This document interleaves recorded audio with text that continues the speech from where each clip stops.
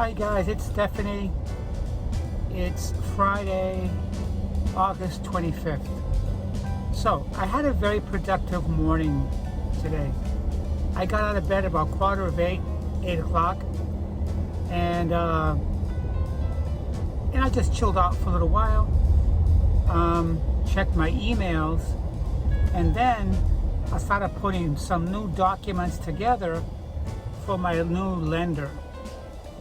And also, I had to go get my refund of my deposit I had on the previous home that I was going to buy.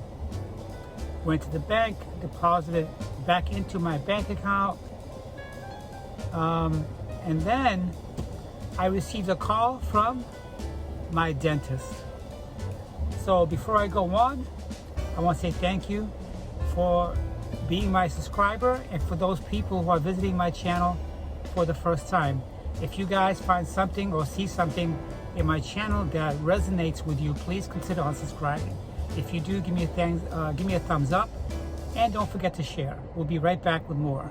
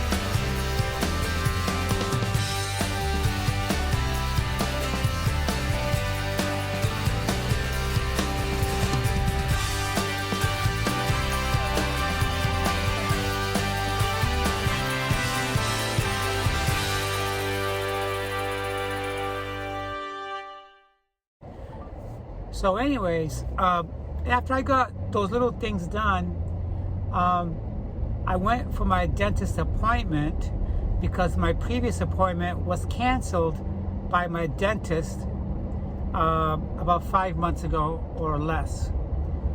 So they now are contacting me. So I went, I got my teeth cleaned, and then I got to go back on Monday because I have, I think, 3 or 4 fillings that they're gonna do, and after that I have to wait until I'm ready to get a bridge and also a root canal. Thank God for insurance. Today's teeth cleaning, my insurance paid it in full. So that's that. I don't like dentists. I did get a good report from my dental hygienist. She said that my gums are improving. They look a lot better than what they were back when I went about 4 or 5 months ago. So I did say that I got some documents again together, current documents of my 401k, my savings bank statements, my W-2s, my pay stubs, my IDs, and I bundled it up and I sent it to my new lender via PDF to his email address. So now it's like starting over with the whole process over again because I don't want the same house anymore. So that's that.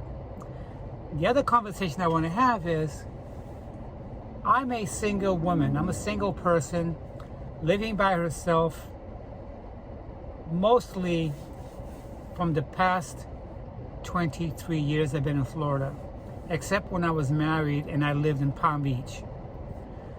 So anyways, there are times when you're single that you do miss having a pet. The previous pets I had, it was a time when I was in a relationship. Various relationships, either dating or married. I had cats, I had dogs, but for the past 4 to 5 years, I have not had any pets. And just now driving to work here, because I got to go to work, my part-time evening job in the health field. While I'm driving to work, it occurred to me that I miss my last dog that I had. His name was Franklin. I miss Franklin. Franklin was special. He was part hound and part pit bull. His color pattern were orange and white like a cow. You know how cows have the patches on them, on their faces and their bodies? And Franklin's eyes were green. Franklin caught my heart instantly when I saw him in the animal shelter in the Humane Society web pages. I thought about getting a dog for a while, and then a few days after I discovered him at their website, I went in and filled out an application and I paid the fees. What I neglected to do was check with my HOA to find out what were the stipulations and guidelines for having a dog in their community where I used to live. I was there for about a week or two, and by that time I'm already attached to the dog. The dog had problems, had personal problems, just like a human being. The dog was saved twice from being put down because he would attack other people's dogs. And he had these instances where he would attack people. So all these things were being told to me because so I can be aware, and that I had to sign a waiver that I am taking full custody and full responsibility for his actions. So I took, oh, by the way, Franklin was suffering from depression, and he was on doggy Prozac. Franklin had like a Michael Myers personality, pretty scary, but I liked him, and I felt sorry for this dog. I wish I had pictures to share with you guys, but I don't. And the reason I don't was because after I had him for a couple of weeks, my HOA forced me to get rid of him or send him back to the doggy pound or the Humane Society where I got him from. But the 2 weeks I had him, we got pretty attached to one another. By then, I had him all upgraded on his shots.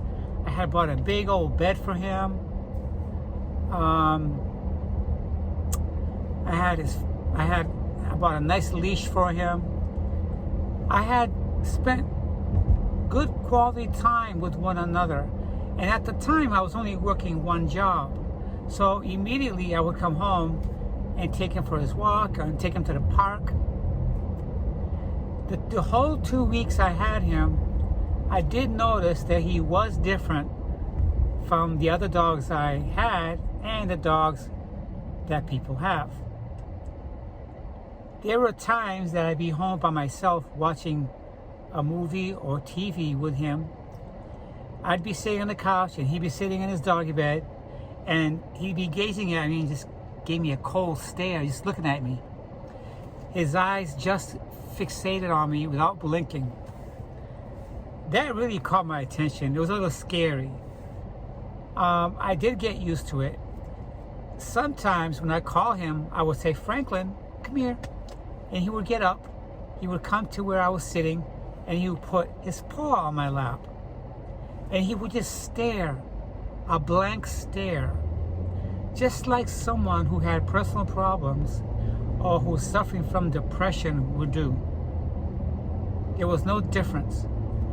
I felt hard for this dog, not because I used to have depression problems, but because I had a feeling that he was going to be a tough dog for people to adopt.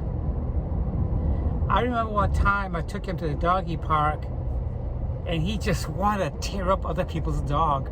So I couldn't walk with him close to people or close to other dogs. I remember one time when I was at the doggy park and this woman had a leash that was very long.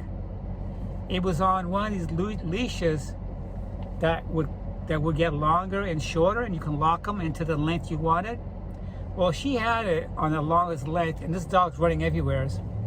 And he got too close to my dog, and my dog wanted to just kill this dog.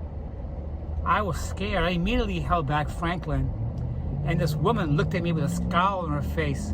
Why don't you get a dog that gets along with every dog? And I said to her, my dog suffers from depression. I said, why don't you keep your dog a little closer to yourself so other dogs don't get close to your dog? And she gave me a scowl and she went her way.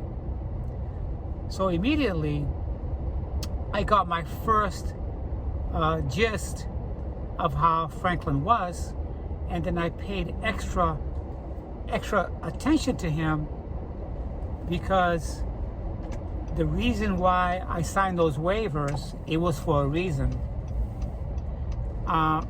When I first met Franklin at the Humane Society, it was a fenced-in area, and they wanted me to go meet him and spend time with him slowly at the dog's pace for about a week. And the first day was not easy. Franklin was not in a good mood, and he was scared to be around, and I had to think twice about adopting him. But as time went slowly, we started to bond, and I can see where it was possible. Franklin was definitely a one-owner dog. And today, while driving here to my client's home, for some reason, I thought about Franklin. I miss Franklin. If I knew that I was going to move, I would have never given him up. I don't care what people say. Animals and people do bond, and it doesn't matter the history of a dog. Every dog and every person needs someone in their lives. And right now, I like to have someone special in my life. But I really don't. When I'm ready again, I'm going to be out there looking for another pet. It just might be another dog that's just like Franklin, that suffers from depression. I miss that dog, and sometimes I think about if he got adopted or not. So that's my video for right now. And someday when I get that dog, you'll see that dog in my videos every single week. I hope you guys have a nice day.